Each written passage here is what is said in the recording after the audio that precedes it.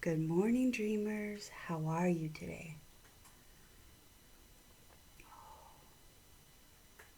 It's chilly and rainy.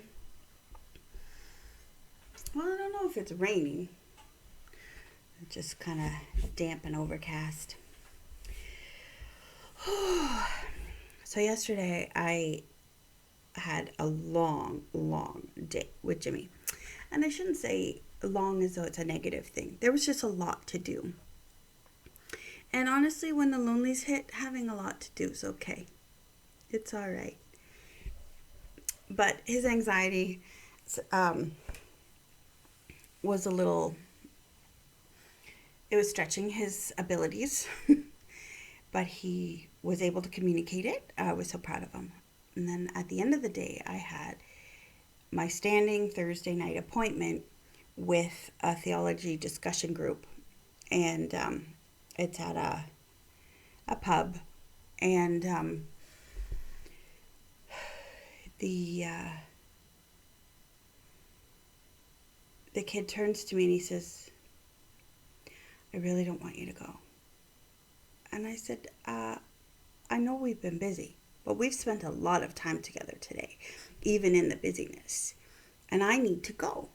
My mental health needs my friends right now. And so he says, well, can I go with you? Because my separation anxiety is really, it's not doing well, Mom. And I thought, wow, I can honor the fact that he communicated and I can figure this out. So he roped his sister into coming after work, and the two of them came and they had their own table. I got to hang out with my friends. They got to spend my money on their food. And yeah, it was a good day at the end of the day. But in this journey, I had said something about, I said, well, Steve would have said, you're doing a good job. Because he reminded me of that often. That I'm doing a good job. I said, that's what Steve would say to me. I said, you're doing a good job. And Jimmy says, you know what Steve would have said to me? Because he was in one of Steve's sign language classes last fall. And I said, what would Steve have said to you? And he said, Steve would have said, well, that was a day. And he says it in this beautiful little southern accent. Well, that was a day. And we had a moment where we giggled and where we loved and we remembered. And I was close to crying, but I didn't. And could have, and there would have been no shame. But it was the memory. And I said, I'm allowed to be sad and happy all at the same time. That we have these memories of this beautiful, beautiful being that used to be in our lives face to face and now is in our lives through memory and through written word. And Jimmy, we had a great day, and I thought we need to hear those words. So often the negative words we've been given, the negative words that we've been told, they're what ring through our memories and ring through our remembrances.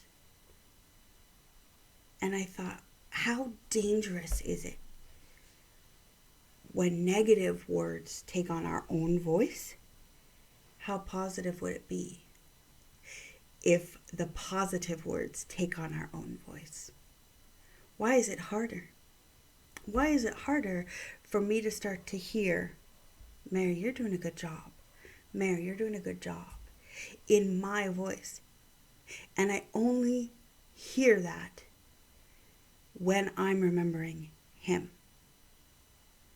right? And I thought, no, I need to start saying that to myself. Eyeball to eyeball in the mirror, Marilyn, you're doing a good job.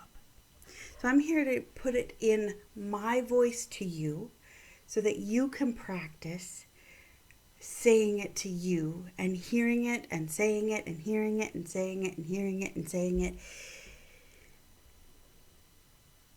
You, my friend, are doing an amazing job. You're doing a good job. Come here.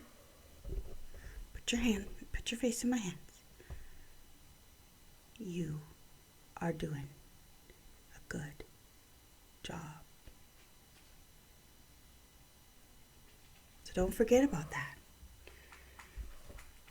And just because there's negative things in your past that are flying through your remembrances doesn't mean that they should be there rent-free. Let the positive thoughts move in rent-free.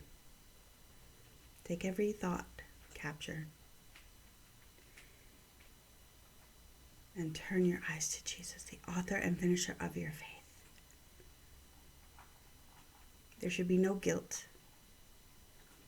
No guilt. But just strengthening. Today better than yesterday, tomorrow better than today. A little at a time, take one step.